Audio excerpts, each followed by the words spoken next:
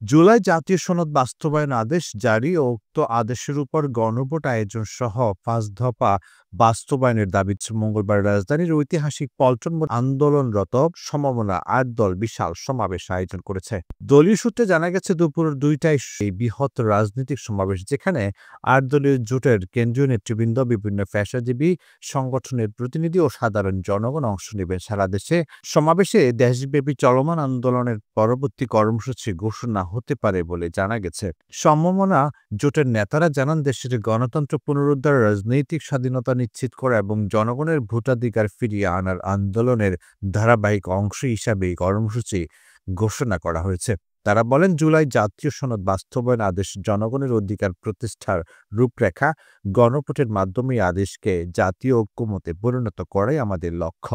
জোটের ঘোষিত ৫ দফা দাবির মধ্যে ১ জুলাই সনদ বাস্তবায়নের আদেশের কার্যকর জারি ও গণভোট আয়োজন, ২ নিরপেক্ষ তত্ত্বাবধায়ক সরকারের অধীনে নির্বাচন, ৩ রাজনৈতিক নেতাকর্মীদের উপর দায়ের করা মিথ্যা মামলা প্রত্যাহার, মৌলিক মানবাধিকার ও গণতান্ত্রিক স্বাধীনতা নিশ্চিত করা, ৫ জাতীয় অর্থনৈতিক পুনর্গঠনে ন্যায়ভিত্তিক পরিকল্পনা প্রণয়ন। সমাবেশকে কেন্দ্র করে রাজধানীর পল্টন এলাকা ও আশেপাশের সড়কগুলো নিরাপত্তা জোরদার করা হয়েছে। আইন শৃঙ্খলা রক্ষাকারী বাহিনীর সদস্যরা মোতায়েন রয়েছে, যাতে শান্তিপূর্ণভাবে সমাবেশ অনুষ্ঠিত হয়।